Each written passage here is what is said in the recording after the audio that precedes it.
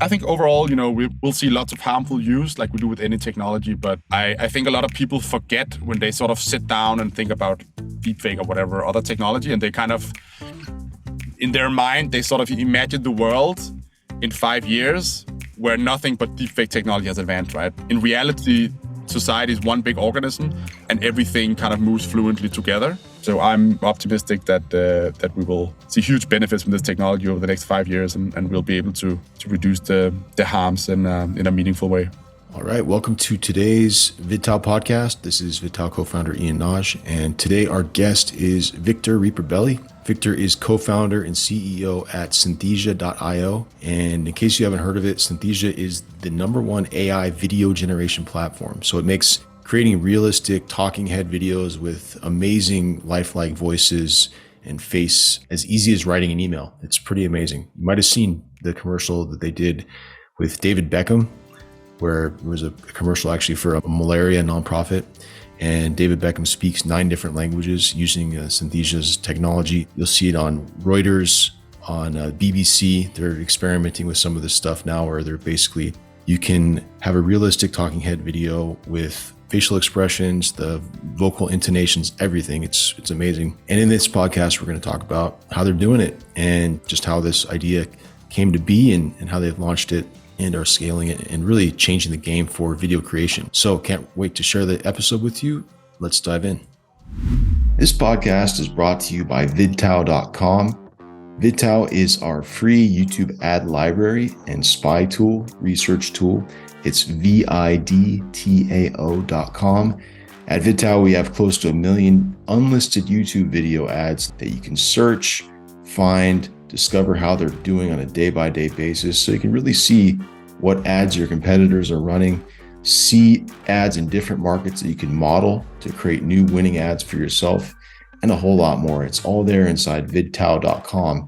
Plus, we have a premium edition. So the database is free to access, but then we also have a premium edition where you have full unlimited access to the database. And inside there, we also provide training. So we also run an agency called Inceptly. That's INCEPTLY, Inceptly.com, where we've managed over $150 million on YouTube. It's a video traffic agency, and we've worked with everyone from brands like Descript.com, Huel, to real scrappy direct response info products, supplements, health, beauty, e-commerce, you name it, we've done it.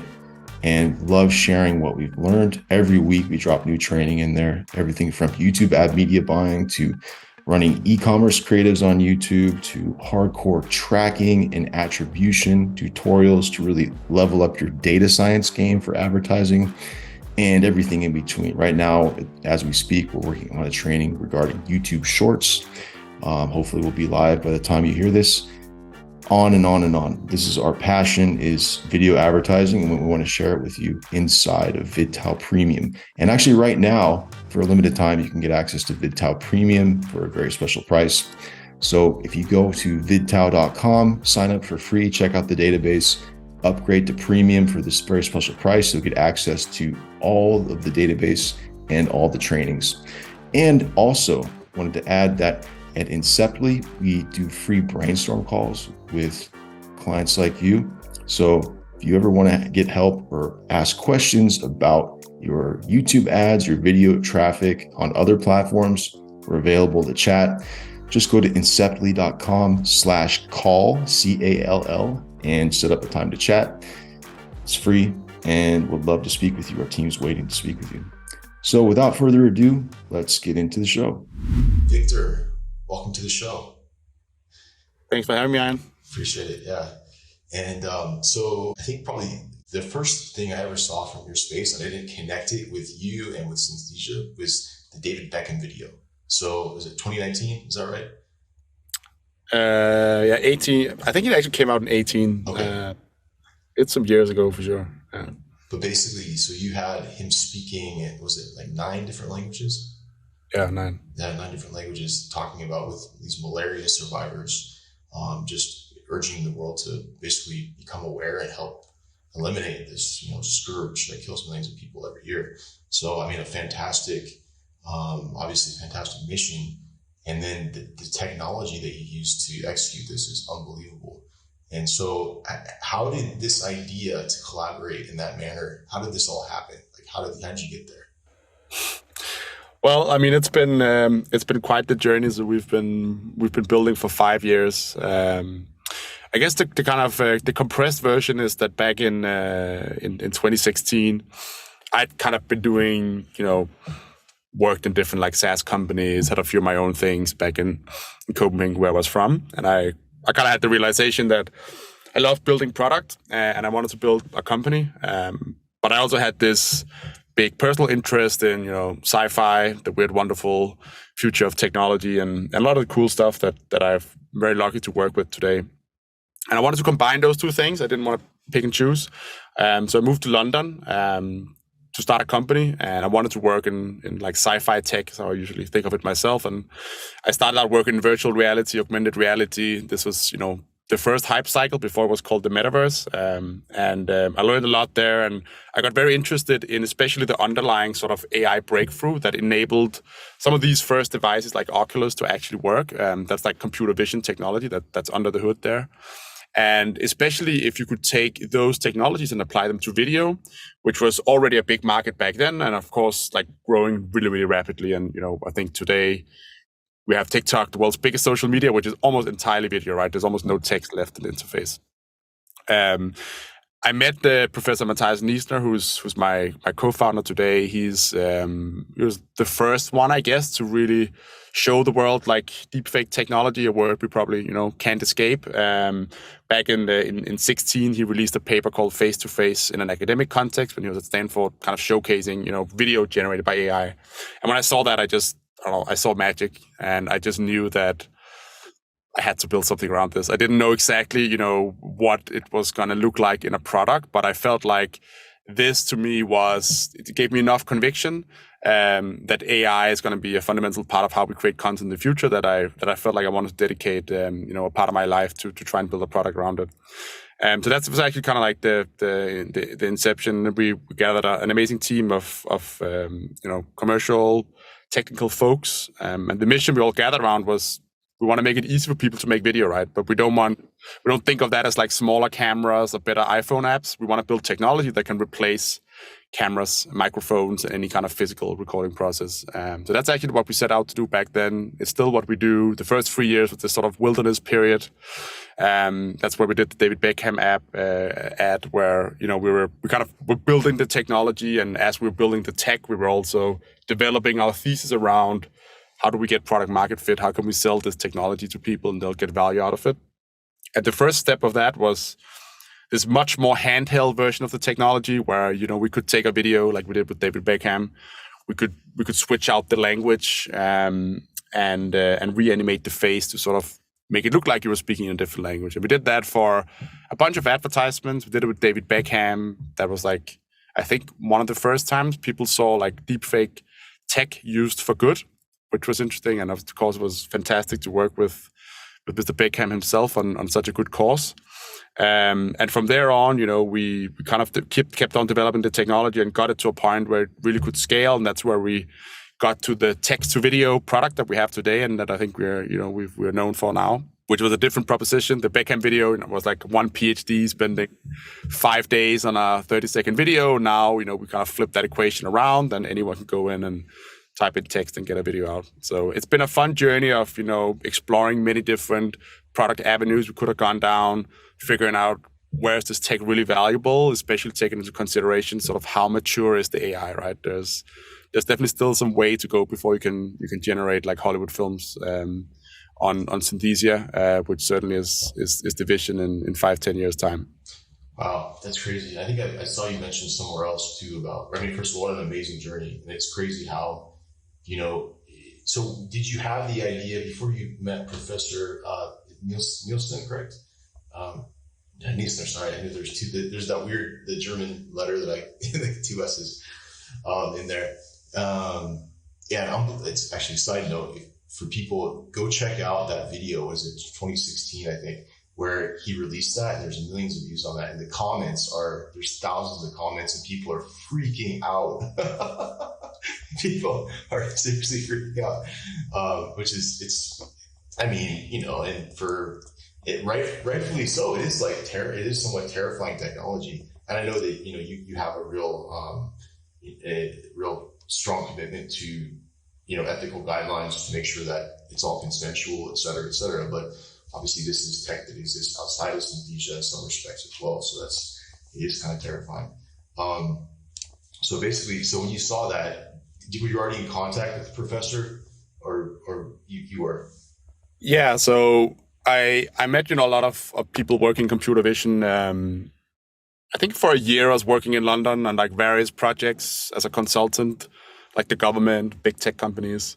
And I was fortunate enough to be involved in setting up something that's called a volumetric studio, which is, think of it as this stage with hundreds of cameras around it, where you can shoot video and turn it into 3D. And via that project and some of the people involved there, I met Matthias, and we started talking, and I was 25 at the time, I think, and he was an accomplished professor with probably one of the most recognized papers in the last couple of years. It was a very long, it took a pretty long time to really kind of convince him that it was the right idea to chase. But I think ultimately what set us apart from, I think, a lot of other people who built products with this or was thinking about it, was that we saw this as really a fundamental platform shift, right? A lot of people and VCs back then, they're very focused on let's make a funny iPhone app, right? Make a Snapchat filter, or mobile game or something like that. And that's not at all to say that that's not valuable or great, but it was just not something we're very passionate about. I don't think that's not interesting enough to spend a significant amount of our time on. This platform shift, however, we found very interesting. And I think, that I can probably humbly say that I think that was a thesis that turned out to be correct, especially with a lot of the stuff we've seen the last 3 to 6 months. But obviously back then, all investors were who would ever start a deepfake company? That is the weirdest thing I've ever heard. Everyone was obsessed with the deepfake is the end of the world sort of narrative and all those things, right? So it was a very interesting process, and it was definitely one where, by far the majority of people we met thought we were pretty crazy. But we all shared that kind of thesis that even though we were very, very early, there was enough traction in this space and enough interesting things happening that we felt, this is going to happen, and there's going to be a really big company that takes these technology to creators all over the world. Absolutely, that's what a big bet, but certainly it's paid off. I'm curious. So, what was the pathway like to getting your first customer? So there's 2 chapters of the company. I think there is what I call the wilderness period, which is the first 2.5 years where we didn't have a SaaS application. It was we did the Beckham video. We were out trying to hustling, making people, pay a couple of $1,000 to translate their video. And those were the first customers. I'm trying to think of who was the first customer, but it was some advertisement I think we worked on. It was an absolute pain. It took 10 months to close. We didn't make a lot of money on it. And I think we definitely, I think we learned then that targeting at the advertising industry, helping them make incrementally better ads, was not going to be an interesting pathway. But then, once we released our SaaS products back in the summer of 2020, that really changed the game. And I definitely remember the first customer there. We just sort of put the platform online, and it was this is definitely very cool. The question is, does this have any kind of value or utility for anyone, so much that they're willing to pay for it? That was the question we had, right? Because we could definitely tell it was cool, but can people use this for something? And then people, started coming to us. They started creating free demos. They talked a lot about it. We added some monetizations. You could also just buy access to the product. And the first person who bought the product was a professor from Russia who used it to create his lectures. And I just remember dancing on the table with my co-founder Stefan, holy shit, someone actually paid $30 to create AI videos. How amazing is that? And he wrote us a long email. He was very happy. He had a lot of suggestions for what we should do with the product. And then we got more and more people in, right? And we quickly started to see, it's interesting what are people trying to achieve with the platform. That's a very interesting signal, of course, for what we should be doing in the future. but also like who is like sticking around, right? Who's actually using this and getting real value out of it. So, but yeah, I think the Russian professor was our first real paying customer. Wow. And was he doing the lectures in English or Russian, or what was it at that point? So he was doing it in Russian, actually. So I remember when we first, back then we could sort of read a stream of like the videos people were creating, but we didn't have any translation on it. So we just saw like a bunch of like Russian videos come through, and we had to sit and copy paste it into Google Translate to figure out like what he was making content about. And I think it was like economics or something like that. Wow, pretty cool. That's super smart. What's the most surprising segment of use cases that you did not expect going into it with the end user version? I think one of the interesting learnings was that when you think of like video, right? Just think of video. See a slideshow of videos in your mind. What you see is like Super Bowl ads, Mr. Beast on YouTube, whatever. Like you see all the 0.0000001% of content that surfaces to the top of whatever social media you spend your time on Netflix. In reality, by far most video on the internet, has like a few hundred views. It's not made particularly well. The storytelling is off. Probably visually, it's also pretty off as well. But there's a lot of that type of content, right? And I think what we figured out was that, we're not making technology for the Super Bowl ads. We're not even making technology for like the cool SaaS companies to make their branding video on the front page. Actually, who we're helping the most right now are those people. Like another one comes to mind, like it's like a barber shop from Brazil, right? Like very random, but we saw him and he was like creating promotional videos for his Facebook page, for example, right? Nice. And like these are people who haven't had the resource to produce video before, and the content they made before Synthesia was, even if it was video format, let's say if we rate it from 1 to 10, maybe that is like 2 or 3 before, and then Synthesia can help them take it to a 5, right? That doesn't mean that the people who are used to watching 10 out of 10 content will think that 5 out of 10 video is necessarily great, but to that person and to the people that they serve, it was great. And the other part, which is very, I think, related to that learning, right, is that the quality threshold is very different across the world. So, if you're in New York, the threshold for like what a video that is cool and nice and good looks like, it's quite high, right? If you go to, like India or Brazil, maybe a bit more like developing country, right? The kind of threshold for when is this an awesome video is lower. So that was a pretty interesting insight, right? And I think also one where you start to consider in your product development who are you actually targeting, right? And that's a lot of also just, small entrepreneurs who don't have $10,000 to shoot video that's real. Then it's a lot better alternative to pay $30 for Synthesia, and then maybe the videos are like 80% of what you get with a real video, but it's easy to create, doesn't take a lot of time, and it just scales beautifully, right? Yeah, it's you think about like democratizing technology. You have like the printing press, you have like WordPress, right? And then now you have the ability to create video in this way, which is pretty amazing. So I think it's fantastic. And I think I read somewhere else you were talking about how you basically you want to make the world's knowledge exists in text format, right? So it's and you're making this information visual, taking it out of text and making it like alive with video, with humans, which I think is fantastic. Would you say, so what, where are you focused on growing your user base now in terms of, is it more the sort of end user type of use cases, or, is it more like having enterprises where they basically take all their employee onboarding stuff and make video? I'm just curious about where you're looking to really go.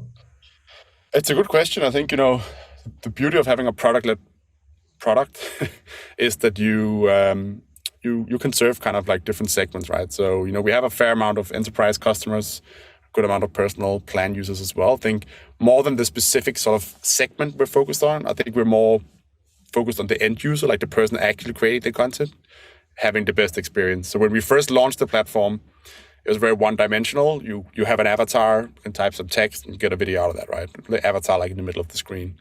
Of course, most videos, they don't look like that. They have some text on the screen, they have a soundtrack, they have some animations, they have a background video, they have a screen recording or something like that. And basically what we spend a lot of time on is like building a super solid tool that enables you to end-to-end create something. And this is looking at it from like no matter if you sit in, the world's biggest company or you're just like a entrepreneur sitting for yourself, hustling, then, you're going to have a similar experience of creating the video. We wanted to make that experience really solid. We are now launching a bunch of stuff around collaboration, which obviously is targeted more towards like bit bigger companies where you might have several people in an org who's creating content together. And I believe a lot that I think in general, like SaaS is like moving to both becoming much more multiplayer than single player. And that's also something we're kind of building for. But I'd say in terms of like our product focus, it's very much focused on like the end user and now increasingly also the end user kind of working with the teammates. But you could be 5 people in, a Fortune 500, or you could be 5 people in a 25-person company somewhere. Got it. That makes a lot of sense. And then, I mean, I'm sure you get a lot of just concern about, okay, is someone going to be able to upload my face to this, right? Or like, it is just in general in the space of deepfakes. How big of a risk do you think this is in terms of like disinformation? I mean, not Synthesia specifically, but just moving to the discussion of deepfakes in general. I mean, I think, these tools will definitely be used by bad actors, like 100%. It would be very naive to think otherwise. Criminals have picked up every technology from cars to smartphones to cryptocurrency, and they'll also pick up AI-generated content, and already are, right? I think as with anything, that we go through these like cycles as society where new technology comes out. We fear it a lot initially. People think it's going to be the end of the world. It's the most horrible thing that's ever happened. It turns out that, it's a tool. Most people use it for good. Some people use it for bad. We figure out how we can reduce that as much as possible, but definitely still has harmful thing. I think the internet or social media is a good way of thinking about this. And then eventually it sort of becomes a part of society like anything else, right? I think, and, just to put that into context, maybe, when I was a teenager, right? Like I remember like, our parents thought that if we played too much Counter-Strike, we'd become school shooters, right? Yeah. Or, when Napster came out or LimeWire, which, I may or may not have had on my computer back then. It was like, musicians are going to die. Like people, they're going to be living on the street. We're never going to have any new art. Music will disappear, right? And as with anything, there's usually a lot of, like it definitely changes things up and not everybody wins. But ultimately, we got Spotify. I think we got a generation of kids who are very smart at solving problems because they play a lot of computer games, and it isn't as bad as we thought. But of course, like I'm sure there's some people, I don't know, school shooters or something like that, who has played games and has influenced them some way, right? So I think I've actually always seen it as more of a strength from a business perspective, because for the first many years, nobody was even looking at this based from like, hey, what is this technology? No one was looking at it from first principles. They were looking at it through this lens of the media narrative, right? And I think as an entrepreneur, that's very helpful. But in terms of, making sure that this tech does not harm people, I spend a lot of my time on this, both just education, talking to governments, but we're also planning a bunch of like technical stuff, working with Adobe on their content authenticity initiative, for example. It's a very long, long-winded discussion on like what should we do and what will affect. But I think for me, the 3 like very clear things we need to look at is first is education. I actually think this is the most important, right? Like it feels, very crazy when you see this stuff for the first time. And I mean, you mentioned like the comments on Face-to-Face, the original research paper, which are just like, people just terrified of like what's going to happen. But, you've been able to fake tweets, emails, physical letters, social engineers for a very long time. Like it's not because these things are uniquely new. People have been photoshopping fake images for a very long time. And I think we need to view it in the lens of those. It's like it definitely augments or amplifies people with bad intentions, but they've been doing this before just via other mediums, right? So we need as a society to make sure that people understand this is now possible. There's a few different ways of doing this. There's one which is like, okay, we need to teach people in schools. We need to write long opinion pieces in the Washington Post and New York Times. And that's great. I think we need to do both of those. But I think ultimately the best way of, educating society as a whole is that people have access and can play with these technologies. When you create a Synthesia video, right, you've tried it yourself. You're like, you have a very good understanding of what's possible, right? How does it work? What does it look like? When you get a personalized message from Lionel Messi, or you see Beckham speaking 9 languages, like, that's not real, right? means that subconsciously you now also know that, okay, video can actually, be synthesized at a very high fidelity. And this goes all the way down to people playing around with Snapchat filters or funny face swap apps, right? Which obviously gets, probably has a much bigger footprint than we do in the consumer mindset. But I think those things are really important, right? And that goes to the second part, which is regulation, where, there's, of course, some people, especially years ago, it's like, oh, we need to ban deepfakes. What does that even mean? Like, where does a deepfake begin and end? Gender swapping filters on Snapchat are also, they're also deepfake technology. It's like that's a very hard thing to define in a box, right? So I think it's important that we put up, a regulatory structure where all the positive things you can do with these apps are possible, not just because it's positive from an economic perspective, but for like public education essentially. And of course that we clamp down on the ones who are misusing this stuff. I think I'm definitely open to having, stronger penalties if you're using AI to fake evidence or even just like, for bullying and things like that. And then the last part of it is, of course, technology, where there's a lot of different schools of thoughts. People were obsessed with building like deepfake detection things a few years ago. I don't believe in that as the one, be-all solution for this, because I think in a few years, 95% of the content on the internet will be generated by AI, which means it kind of becomes a worthless signal. It's a bit like if you had a tool today that could tell you if a photo is Photoshop, right? Like 99.9% of images on the photo on the internet is Photoshop. But it'll be one signal, I think the most interesting thing is what's called media provenance, which is basically the idea of building a global repository of all the content that's created every single day. I really hate the word, but a blockchain might actually be interesting in this regard. I usually explain it as like Shazam for video. Or if you're familiar with Shazam, the app on your phone that can listen to a song and tell you which one it is. That works because there's a global repository of all the world's copyrighted music, because there's been incentive from YouTube and record labels to build such a repository.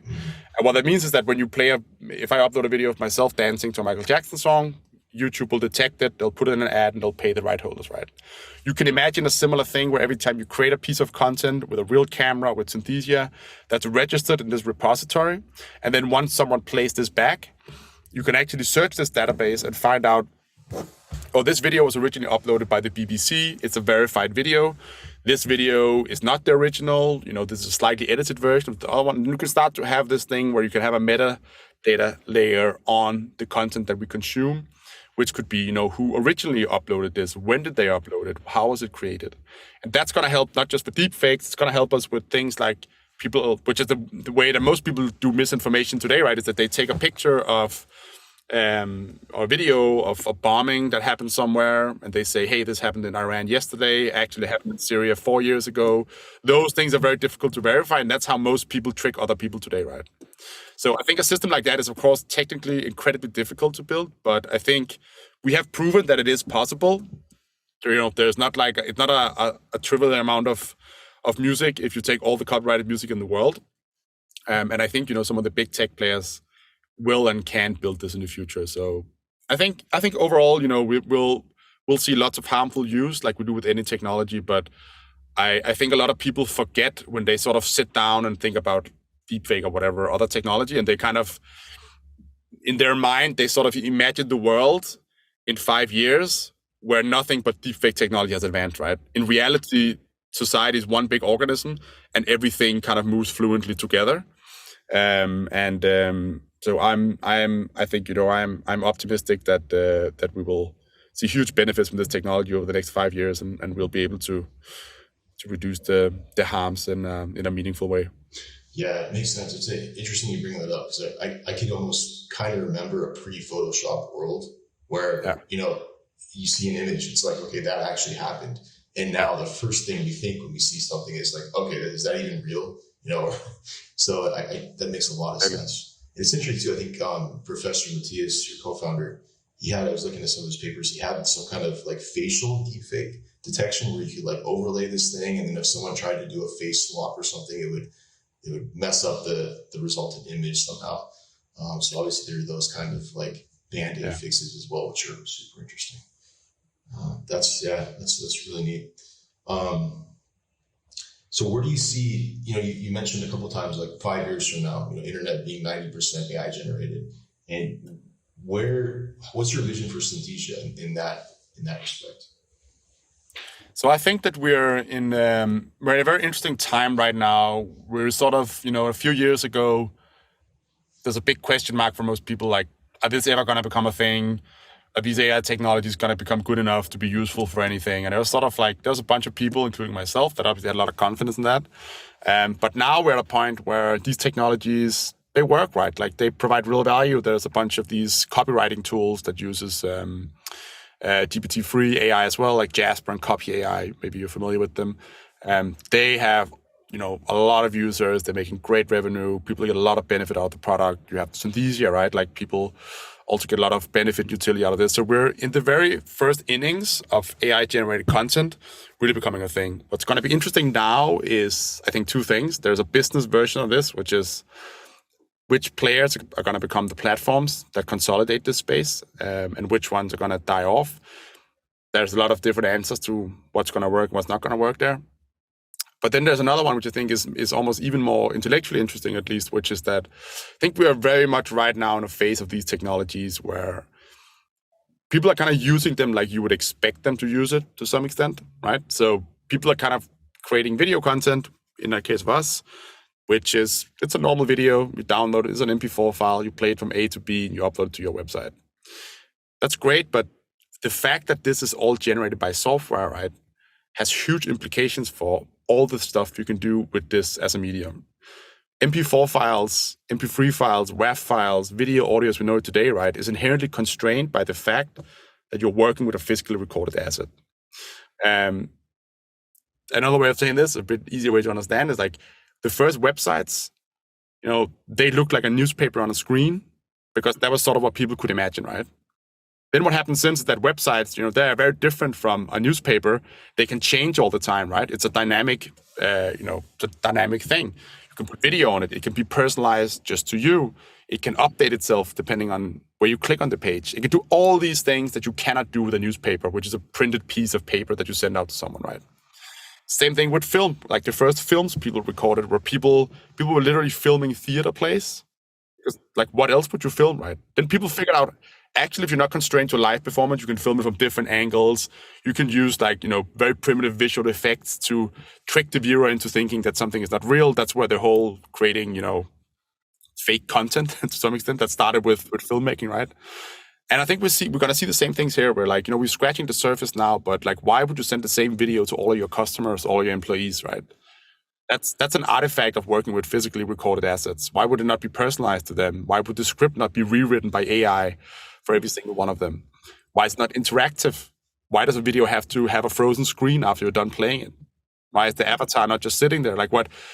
There's all this stuff, which we're very early on, but I think that's going to be big time the next 3 to 5 years. We've got to start to really define and understand how is this media going to work. And I think it's going to diverge from normal video. I don't think in 5 years we'll think of video as being either produced by AI or by a camera. We're going to think of synthetic video or AI video and normal video. And it's going to be two very different things. I think we're going to see crazy stuff maybe, I don't know what the timeline is, right? But with these type of technologies, maybe you can watch a TV series that just goes on forever. It never ends. You can keep watching it, right? Because everything is just generated. And maybe we're all watching a different ending and you are watching 28 seasons and I'm watching 5 seasons. And you can tell it to end, you can tell it to continue. It sounds crazy, right? But I think this is a lot of the stuff that we've seen play out on the internet. It, of course, never happens in such a big step where we just all wake up one day and we're watching infinite series on Netflix. It'll be step by step. But if we look back 5 years from now, I'm sure we'll see that, okay, wow, people really took this technology and they did something that no one would have expected with it. That excites me. But I'm droning on there, but if you take live streaming, for example, it would be obvious that YouTube built that. They didn't. Twitch built that, and they started out experimenting with different things. But if you ask, your average McKinsey consultant or people on the street or whatever, hey, how do you think live streaming technology is going to be used? People would say, people will probably create news stations in their basements.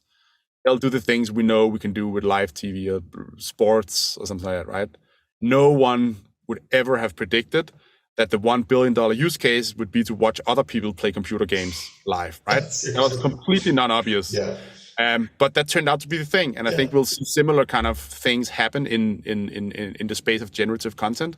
It will be its own thing, and these things are very difficult to predict ahead of time, right? Like it takes someone with a real vision of how that plays out and probably some luck to do it. And I hope to be the platform where people can come and experiment and create stuff, and to be collaborative, can figure out like where's the stuff like really valuable outside of just creating video as we know it today, which of course also is a great use case, right? Absolutely. I mean, the results are a testament to that. But yeah, I mean, you mentioned something really interesting. I had a chat with this Nadira Azubai. She founded this company called DeepStory.ai, and basically the original use case was she built it like an NLP engine based on 30,000 film scripts. And then basically they generate, like, for the first use case was basically evaluating scripts pre-production to see if they would make money or not. And they built this whole predictive engine. It actually worked. Since then, she actually has this whole text generation engine where you can, you basically, it interacts with you and you can create scripts like on the fly, which is interesting because if synthetic media allows you to basically create like your ideal Netflix series that would just go on and on based on inputs. So say you rank your top 100 series and then it puts it all in, and then, there you go. So yeah, I mean, there's so many possibilities. Do you feel in any way constrained by computing power and all that? Yeah, I mean, I think if you could increase the speed of the iteration cycles in anything with R&D, that would probably be great, so to some extent. But I mean, it's a difficult question, so many dimensions. I think if you take it from a very high level, what are we seeing right now, with stable diffusion, a lot of these other cool things that are coming out is that it seems like we haven't really reached the ceiling for like when we truly get diminishing returns for just throwing more data and more compute at the problems. And that's very interesting, right? Because that means that if something like GPT-3 was trained on like 10% of the internet for X amount of time, X amount of compute, if they just train on 20% of the internet and they throw even more compute at it, probably will have a better model. And I think that's what's going to happen when they release GPT-4, which apparently is supposed to be, a huge step up from GPT-3. And I think that's pretty interesting, right? Because a lot of the progress we've seen the last years has actually been more on like data and compute than it's been on the algorithms. A lot of the stuff that these like super large models work on, the kind of neural networks themselves, are of course tuned versions of it, but they're all, that's not where the innovation is. The innovation is just like, let's just throw 4,000 GPUs and a lot of data at it. So I think in that way, you could definitely argue we're constrained by compute, right? So I think it's going to be interesting to see how that's going to play out. Are we going to reach a ceiling with GPT-4 or whatever they're going to come out with? Or is this just going to keep increasing? Because if it keeps increasing, then there'll be few companies in the world who will have the capital to really do this, right? Do you think there's a timeline around when we're going to have our first completely synthetic feature film? I actually think it's going to be within 3 or 4 years. Really? I don't think that's going to be, like someone in Synthesia necessarily creating a full film, but I think with the kind of tinkering and hackers community on Twitter right now, using stable diffusion, even our technology, I think you'll be able to achieve a lot in a couple of years if you have some solid post-production that sits after it, and maybe some visual effects to, clean out like the most obvious glitches and stuff. So I think it probably won't be at the scale of like, okay, you're just sitting in your bedroom making a Hollywood film, but it'll probably be in the scale of like, okay, this film would have cost, like $10 million to make if you were to make it in the traditional manner. And now this like small studio has done it for $500,000 because they basically synthesize like a very large portion of the content that goes into it. And even that in itself, I think that's interesting, right? Like that's a reduction. That's like a 10x reduction of price. So I think we'll start to see stuff like that. I don't think it won't be like a light switch, one day from the other we'll see a Hollywood film. We'll just see productions slowly using more and more synthetic content until one day it will be, it'll be possible for all of us to create highly realistic content that kind of escapes the constraints of Synthesia today, right? Where there's like, a person talking to the camera. It's amazing. It comes back, in my mind at least, to just democratizing creation so that everyone can get creative. 100%. Yeah. 100%. I think that's the thing that I personally am very passionate about. I have a hobby as a music producer. I love music, and I've always just been so fascinated by I can open my MacBook, and just with that I can synthesize 65-piece orchestra. I can create any sound you can imagine, and lots of sounds you can't even imagine. And that's because we've managed to actually turn instruments and sounds into software instruments, right? And they can do not 100% the same things you can do in an actual studio, but you can do almost anything you can think of with just your MacBook and maybe a cheap microphone. And that's extremely powerful. That changed the music industry, I would say, massively for good, because all of a sudden it's much more about your talent and what you can create than it's about where were you born and do you have a dad who worked in the music industry. It became a very different game to make it in music, which I think took it a lot closer to raw talent. And I think we'll see a similar thing happening in video and film, right? Where today creating a film is it's excessively expensive to create even a very simple movie, right? And if you can bring down the cost and access to that, I think that will be net will be amazing for creators all around the world. Yeah, absolutely. I mean, the distribution's already there. Everyone has their own broadcast channel essentially. So that's it's unbelievable. Yeah, Victor. For our audience, I mean, just on our side as a video advertising agency, we use Synthesia. We started by using all the AI voice tools, and then we just discovered hey, we can actually have people on screen too, in addition to it. And so if people want to go and try it for themselves and see it, it's pretty amazing. Where can they go and try it for themselves? Yeah, so if you go to synthesia.io, then you can see a bunch of demos. If you go to synthesia.io/examples, it's actually a resource I'm gonna plug here, especially for your viewers. Yeah, it's a huge database of real life customer examples, which I think is very helpful and how other people are using it. But of course, we also have the free demo, so you can go in there, type out your script. All you need to do is put in your email address, and then we'll send you the video. And you can, of course, also sign up for $30. It's kind of like entry level, and just begin playing around and creating content. It's very easy, and I'd say even if you don't have a use case in mind, I'd suggest you trying it out. I think if nothing else, it's fun and hopefully a little bit mind blowing when you see your first video. Yeah, it's amazing. Looking forward to. I'm actually looking forward to the time when you can actually upload your own face, deep fake yourself would be kind of cool too. I know there are ethical implications with that, but yeah. Well, you actually can do that now with we just released webcam avatars. Make sure to enable it on your account, which is basically you open up your laptop, you turn on the webcam, speak for 4 or 5 minutes, and then we create an avatar of you. You do that, you can go to a real studio with a green screen. That'll net you a bit better results. But I 100% believe that that people will, have a digital version of themselves within 5 years. I think quite a lot of us will have it. Of course, I'm talking about creating yourself here, not someone you don't have the license to do. Right. But yeah, I think that is already a huge thing for us, and I think we'll find that contrary to what a lot of people might think, I think a lot of people will actually want to, in air quotes, deepfake themselves because it's going to save them so much time. Can you imagine it? You have a Zoom plugin so you can deepfake yourself, put it on the Zoom meeting you don't really want to be on, and the text engines generating things that you would say. That would probably make a lot of people happy and a lot of managers very unhappy. Disrupt the remote working environment for sure. So that's awesome. Well, Victor, really appreciate you getting on the call. It was super interesting. Learned a ton, and I think it's just fantastic what you're doing and just kind of how you're approaching it too, looking at the entire holistic implications of everything that you're doing in addition to just the business use cases. So fantastic, man. Thanks for having me, man. It was fun. Awesome, Victor. Appreciate it. All right. Well, thank you for joining us for this episode of VidTao Podcast. Again, my name is Ian Nagy, co-founder of VidTao, and really appreciate you having a listen. And it means a lot. So if you have any feedback, go ahead and email us at info@vidtao.com. Love to hear your ideas for future shows, future guests. If you want to be a guest, let us know. Love to chat. Also, just as a reminder, this show has been sponsored by VidTao, which is our free YouTube ad library.